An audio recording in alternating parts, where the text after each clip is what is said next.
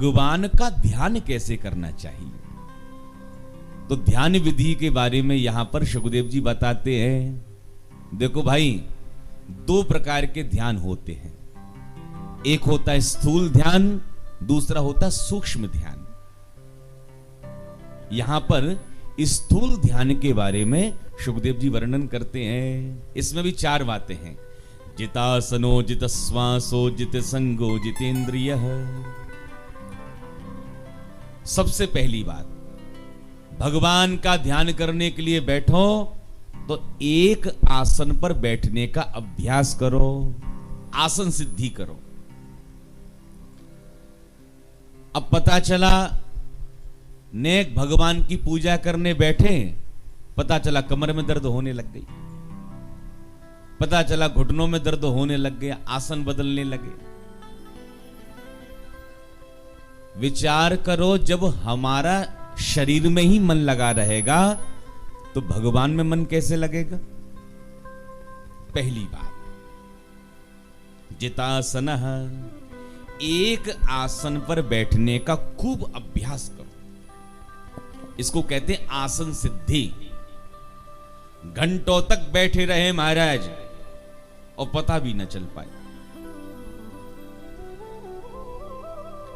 वज्रासन, कुशासन, सुखासन, बहुत सारी आसन है। एक आसन पर बैठने का खूब महाराज अभ्यास करो, और जब आसन सिद्धि हो जाए तब फिर दूसरी बात, जितश्वासो, पूरक कुंभक रेचक की विधि से प्राणायाम का अभ्यास करना चाहिए। प्राणायाम परम बलम, प्राणायाम में बड़ा बल होता है। रामदेव बाबा कपाल भाती कराते हैं, अनुलोम विलोम कराते हैं, ये सब करना चाहिए प्रातःकाल। जिसको ज्यादा क्रोध आता है, बात बात पर गुस्सा आता है, वो नित्य प्राणायाम करे। प्राणायाम करने से मन हमारा शांत होता है। देखो, श्वास का मन से कनेक्शन है। यदि आपको क्रोध आता है तो श्वास भी आपकी तेज चलने लग जाती है। आप प्राणायाम करोगे, श्वास पर नियंत्रण करोगे, अभ्यास करोगे प्राणायाम का, तो आपका क्रोध भी हमारा शांत रहेगा। फिर तीसरी बात, जित संगो, असंग हो जाओ। असंग का मतलब सत्पुरुषों का हमें संग करना चाहिए। देखो, संगत की रंगत मन पर चढ़ती है। जैसा भोजन करोगे वैसी डकार आ जाएगी। जैसा करोगे संग वैसा बनेगा मन।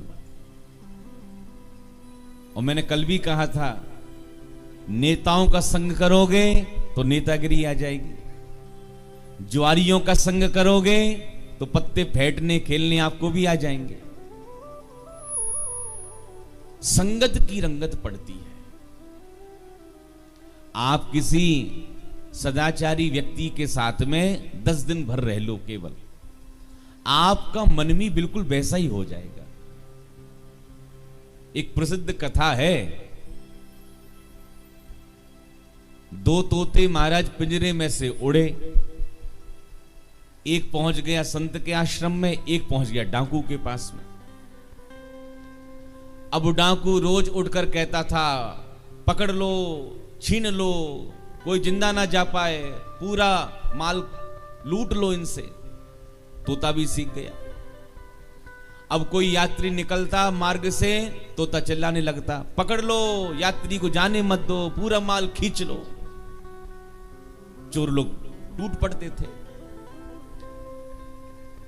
लेकिन जो तोता महाराज गया था संत के आश्रम में, वो सुंदर सुंदर श्लोक सीख गया। स्वागतम सुस्वागतम सर्वे भवन्तु सुखिनः सर्वे सन्तु निरामया, सबका कल्याण हो।